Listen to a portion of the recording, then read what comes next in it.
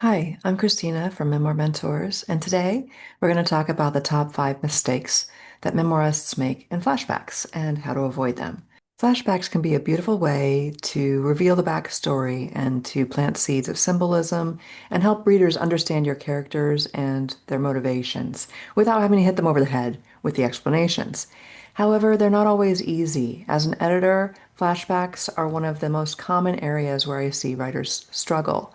If they aren't handled with care, flashbacks may feel disconnected from the rest of the narrative or leave the reader feeling confused about where and when the actual story is taking place. So let's get started with mistake number 1, no clear introduction to the flashback. Here's a crappy example that I made up to illustrate how different we were. I was anything but patient, and I had never learned. I stood on the deck watching my son attempt to skip stones across the placid water. Though they sank one after the other, he never seemed to tire of it.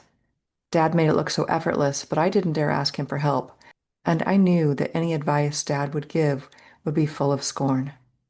Rock after rock left my fist, propelled by anger, but as I watched, my son's patience paid off. A rock skipped 1, 2, 3 times across the water. He turned back toward the house, beaming. I pumped my fist in the air and shouted, "Way to go, Sam." So by the end of this passage, you might see a parallel between the parental experiences, but the "dad made it look so effortless" sentence arrives without warning, and it kind of skips all around. You might feel as a reader that you needed to go back and reread some sentences to see if you missed something. Instead, you need to make it clear immediately when you're going into flashback.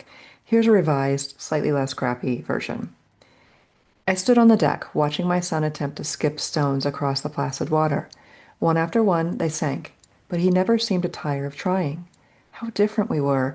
I had been about his age when I had tried to skip rocks, and I was anything but patient about it. Dad had made it look so effortless, but I didn't dare ask him for help.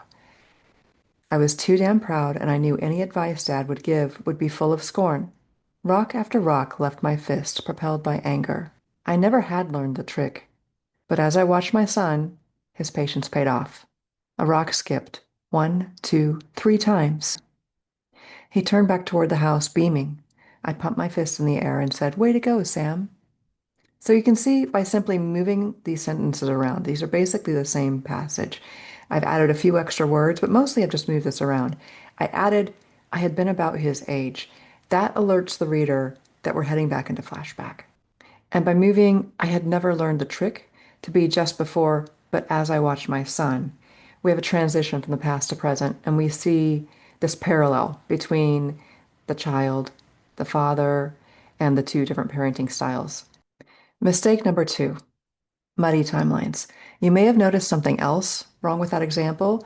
In the first version, the narrative goes back and forth between past, present, present, past, without any clear indication of when we are. So I added in this case, "I had been about his age when," to indicate that shift. Some other phrases you might use would be, "This wasn't the first time," or "and here I was again," something like that, to give the reader breadcrumbs to indicate where we are in time. Mistake number 3, too many "I remember whens." While phrases such as "I remember when" or "then I thought about that time" clearly signal something that happened in the past, use them sparingly. As with anything in your writing, repetition without intent can get irritating fast. Plus, this can actually weaken the reader's trust in the scene because often the connections between the present moment and the flashback, that's something that you don't realize until much later when you're actually writing, not in the moment that you're describing. So, mistake number 4, not returning to the main storyline. Unless your memoir uses a non-traditional structure, your story should have a present-day chronological story which draws your reader through the book. And when I say present day, I don't really mean current day, but it is the span of time where most of the story takes place. Think of the storyline as if it's a clothesline. The story starts at one end and it ends up on the other. The flashbacks are the clothing, and they must be connected to the main storyline with two clothespins on either side. First, something must happen in the main storyline, something important enough that you want to emphasize it with a flashback. Start with one clothespin that gives a clear indication that you're exiting the main storyline. Then had your flashback, take the reader back in time, add color and texture to the story. But remember that the flashback is always attached to that main storyline. The last clothespin is a transition back to the main storyline so that the reader isn't lost in your childhood, wondering why they're there and forgetting the reasons you took them there in the first place. Now, there are exceptions. You can just end the chapter or that section with the flashback, and that's fine. But it's when you are going back and forth within one section, that's when it gets murky, like in that example, the crappy first example that I gave. So, mistake number five that I see is having a flashback within a flashback. Sometimes this can work, but just as you wouldn't want to hang one piece of clothing off of another piece of clothing on your clothesline, it's risky. It's risky putting a flashback within a flashback because it can weigh the line down, confuse the reader, and break the connection to the main story.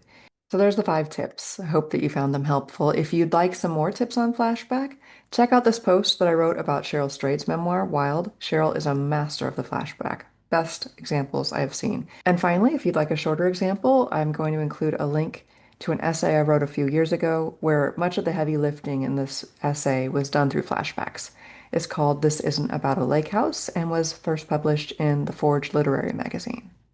And if you're still looking for more advice on flashbacks, and if you're still here and still looking for more advice on flashbacks, check out the video I've included from Wendy Dale. She's the founder of Memoir Writing for Geniuses and the author of the Memoir Engineering System, Make Your First Draft, Your Final Draft.